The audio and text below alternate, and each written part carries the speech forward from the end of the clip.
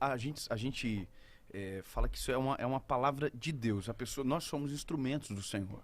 Igual, por exemplo, eu sou um pregador do evangelho, eu não sou um pastor de uma igreja, eu não sou um pastor, eu sou um pregador. Então eu sou um instrumento de Deus. Então tem coisas que eu estudo e falo, mas tem coisas que vêm na hora, tem coisas que são daquilo para aquele momento e que é Deus que direciona e a gente não consegue explicar. Não tão, talvez, de maneira tão profética como a sua, sabe?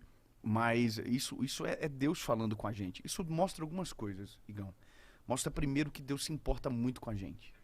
Imagina, cara, que você tem um Deus que criou os céus e a terra e ele se importa em falar com a gente, cheio de problemas, cheio de defeito. A gente sabe quem a gente é. Então, cara, você ter um Deus que olha pra você e se importa e que conversa contigo e que te responde, que ouve as tuas orações, isso é incrível. Que fala com você sobre o teu futuro, que te dá, sabe, que te dá direção. Isso é maravilhoso. O que é importante nisso tudo? A experiência com Jesus, ela é essencial, ela é necessária, ela te dá direção, ela te inspira, ela te dá força para caminhar, ela faz brilhar os nossos olhos. Mas existe algumas coisas que elas têm que ser intencionais. Então, se a gente colocar isso dentro de uma cronologia, por exemplo, o que eu preciso fazer, por exemplo, para viver o que o Igor viveu com 16 anos, de maneira intencional, não esperar o orgânico ou o que o Mítico viveu. Então, isso é importante para quem está acompanhando a gente. Você correr atrás do seu propósito. Cara, o que você quer? Eu quero. Então, existe a primeira coisa. Todos nós, todos, sem exceção de cultura, língua, raça, todo mundo, preto, branco, whatever, quem quer que seja, todos. A gente tem dentro do nosso coração um vazio. Todos têm. Rico, pobre, branco, amarelo, todos. E é um vazio que a gente não consegue explicar. E que durante a vida inteira tem gente que consegue mais rápido, tem gente que demora muito tempo, a gente vai buscar preencher isso. Até o dia que alguém descobre, que você descobre que isso é só Jesus que pode preencher. É como se fosse um quebra-cabeça de milhões de peças e sempre tivesse faltando uma no meio. E aquela do meio é a mais importante, que dá sentido para todo o desenho. Sem aquilo, o desenho nunca fica perfeito. Então, quando você descobre que aquela pecinha tem nome e isso é Jesus na vida da gente, que é o que dá sentido, que é o que dá razão, que é o que dá, sabe, de verdade, razão. Essa é a palavra. Aí você toma uma decisão. Jesus, eu quero que você faça parte desse desenho. Eu quero que o Senhor entre na minha história. Isso é uma decisão. Tem muita gente que sabe tudo isso que a gente está falando, mas nunca tomaram uma decisão por Jesus. Nunca. Sabe, vivem a vida inteira. Não, eu sei que Deus é maravilhoso, eu sei que Deus responde. Mas, cara, se você não toma uma decisão, isso nunca vai acontecer com você. Como assim? Como uma decisão? A decisão é assim, cara. A Bíblia diz aquele que reconhece, que confessa Jesus como seu Salvador. Entendeu, cara? Ele não é o Deus do Mítico, ele é o meu Deus também. Entendeu? Ele é o meu Salvador. O que é reconhecer Jesus como Salvador? A primeira coisa é reconhecer que a gente precisa. Vocês falaram, né, de arrogância, que isso que vocês estão falando não é arrogância. Mas tem gente que nunca vai reconhecer Jesus como Salvador, porque na cabeça dele ele não precisa de um Salvador. Na cabeça dele ele não precisa de um Deus que diga pra ele alguma coisa. Porque ele é tão cheio de si e autossuficiente que diz, cara, eu não preciso de nada disso. Isso é balela. Então, reconhecer Jesus. Primeiro, Senhor, a tua morte na cruz. Vocês acreditam na morte de Jesus na cruz do Calvário? Sim, eu acredito. Então, a morte da cruz do Calvário não foi pelo vizinho, foi por mim. No sentido que eu tenho que crer. Foi pelos meus pecados.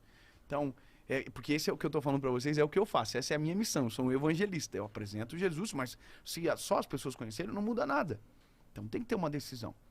Então, você entende. Isso é intencional. Jesus morreu na cruz do Calvário, foi pelos meus pecados.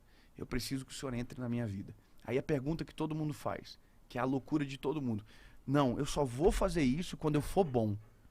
Eu só vou tomar essa decisão então e ter essa vida quando eu for bom. Isso nunca vai acontecer. Porque é igual você dizer que você tem que emagrecer para ir para academia. É extremamente equivocado. Então, a questão é, eu preciso ser bom para tomar uma decisão? Não. Quanto mais ruim, melhor. Na verdade, no sentido de que quando eu entendo que eu preciso de Jesus, igual o cara, um de vocês dois falou, mano, olha como Deus fala isso comigo, cara, eu sou o que eu sou e tal, o que eu faço, entendeu? E é por isso que Deus se aproxima da gente. Deus não tá procurando os que se acham bons, Deus quer aqueles que reconhecem quem são. Porque é isso que faz Deus entrar. Quando a gente diz que nós reconhecemos a nossa pequenez, tem uma cena do filme Crônicas de Nárnia, da onda, que o ratinho diz, eu não sou digno de ir para outro lado, sabe? Aí acho que é o Aslan diz, não, e é exatamente por isso que você vem, sabe? Porque você entende que você não é digno. Então, quando você reconhece Jesus como Salvador, então aí que começa a transformação. Por isso que essa é a cronologia. Não, eu conheço Jesus, alguém me fala sobre ele, eu tenho que mudar. Não, você não tem que mudar nada. Você não precisa. Como assim, David? Não tem que mudar nada, porque você não consegue. Sozinho a gente não consegue. Então o que eu digo é o seguinte, Jesus, tu é o meu Salvador, eu tomo a decisão, eu reconheço, isso em qualquer lugar do mundo, você pode dobrar o joelho e tomar essa decisão e orar. Jesus, eu te reconheço, tu é o meu único, legítimo Salvador, eu sou um pecador, Senhor, foi por mim que o Senhor morreu, e eu quero viver o que o Senhor tem para mim, eu quero viver os teus planos, eu quero viver a eternidade contigo. Isso é uma oração de decisão. Aí a partir daqui, aí é onde começa a parte mais maneira da história, porque daí começam as transformações genuínas, sabe? A mudança não começa sem Jesus, a mudança começa quando Jesus entra. Então, a questão é, cara, eu tive tanta experiência com Deus, mas se isso não acontece, se essa decisão não é expressada, se ela não é, sabe, pra cá fica meio que faltando pedaço, sabe? Então aqui é onde começa a transformação. Jesus entra no nosso coração, tem um texto que diz, eu não vivo mais eu, mas Cristo vive em mim, as coisas velhas se passaram, eis que tudo se fez novo. E aí é onde você consegue viver o novo de Deus, sabe? Então, tem muita gente que provavelmente está em casa agora, tá ouvindo isso que você tá falando, mano, o que esse cara tem que comigo não acontece? Uhum. Na verdade, não existe isso. O que o Mítico falou, todo mundo pode viver. Todos nós podemos viver. Deus está acessível para todos, cara. Um dobrar de joelhos com uma oração dentro de casa muda tudo. Eu voltei para Jesus e tomei essa decisão no quarto da minha casa, chorando de joelho no canto da minha cama, e a minha vida mudou ali. Entende que, então, tudo isso, cara, pode acontecer na vida de quem quer que seja. Basta a gente abrir o coração e falar, Jesus, eu quero viver isso. Tem uns que a palavra pode vir antes, a experiência pode vir antes, mas isso precisa acontecer, sabe? É tornar intencional aquilo que nasceu orgânico.